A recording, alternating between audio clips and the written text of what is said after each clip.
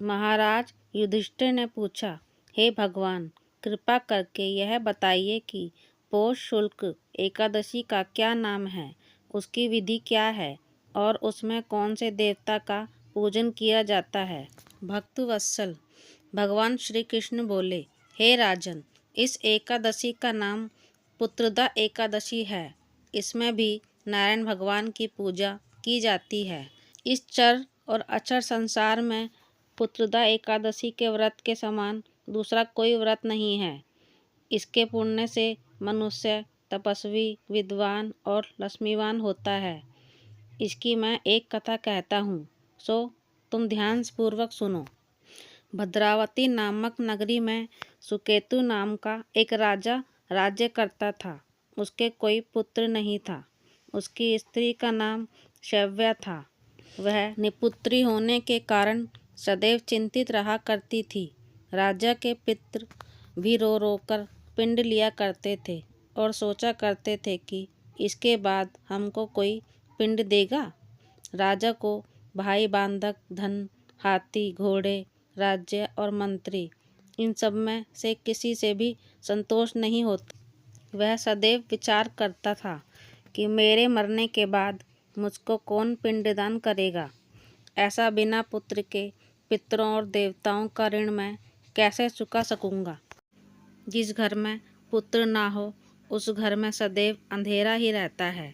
इसलिए पुत्र उत्पत्ति के लिए प्रयत्न करना चाहिए। जिस मनुष्य ने पुत्र का मुख देखा है वह धन्य है। उसको इस लोक में यश और परलोक में शांति मिलती है, अर्थात उनके दोनों लोक सुधर जाते हैं। पूर्व जन्म में कर्म से ही इस जन्म में पुत्र, धन आदि प्राप्त होते हैं।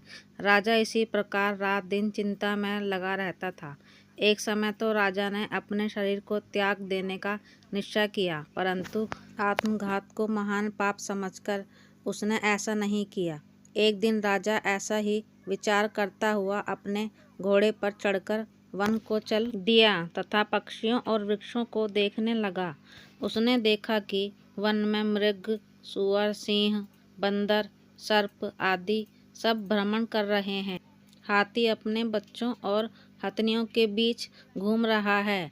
इस वन में कहीं तो गीदड़ अपनी कर्कश स्वर में बोल रहे हैं, कहीं उल्लू ध्वनि कर रहे हैं। वन के दृश्यों को देखकर राजा सोच विचार में लग गया। इसी प्रकार आधा दिन बीत गया। वह सोचने लगा कि मैंने कई यज्ञ किए, ब्राह्मणों को स्वादिष्ट भोजन से तृप्त किया, फिर भी मुझको दुख प्राप्त हुआ। क्यों? राजा प्यास के मारे अत्यंत दुखी हो गया और पानी की तलाश में इधर उधर फिरने लगा। थोड़ी दूर पर राजा ने एक सरोवर देखा। उस सरोवर में कमल खिले थे तथा सारस, हंस, मगरमच्छ आदि विहार कर रहे थे। उस सरोवर के चारों तरफ मुनियों के आश्रम बने हुए थे। उसी समय राजा ने दाहिने अंग फड़कने लगे। राजा शुभ संकेत समझकर घोड़े से उतरकर मुनियों को दंडवत प्रणाम करके बैठ गया। राजा को देखकर मुनियों ने कहा, हे राजन, हम तुमसे अत्यंत प्रसन्न हैं। तुम्हारी क्या इच्छा है, सो कहो। राजा ने पूछा, महाराज, आप कौन हैं और किस लिए यहाँ आए हैं, कृपा करके बताइए। मुनि कहने लगे कि हे राजन, आज संतान देने वाली पुत्रदा एकादशी है।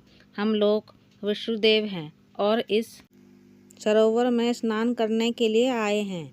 यह सुनकर राजा कहने लगा कि महाराज, मेरे भी कोई संतान नहीं है। यदि आप मुझ पर प्रसन्न हैं तो एक पुत्र का वरदान दीजिए। मुनि बोले, हे राजन, आज पुत्रदा एकादशी है। आप अवश्य ही इसका व्रत करें। भगवान की कृपा से अवश्य ही आपके घर में पुत्र होगा। मुनि के वचनों को सुनकर राजा ने उसी दिन एकादशी का व्रत किया और द्वादशी को उसका पारण किया। उसके पश्चात मुनियों को प्रणाम करके महल में वापस आ गया। कुछ समय बीतने के बाद रानी ने गर्भ धारण किया और 9 महीने के पश्चात उसके एक पुत्र हुआ। वह राजकुमार अत्यंत शूरवीर, यशस्वी और प्रजापालक हुआ। श्री कृष्ण बोले, हे राजन, पुत्र की प्राप्ति के लिए पुत्रदा एकादशी का व्रत करना चाहिए। जो मनुष्य इस महात्म को पढ़ता या सुनता है उसे अंत में स्वर्ग की प्राप्ति होती है। जय श्री कृष्ण।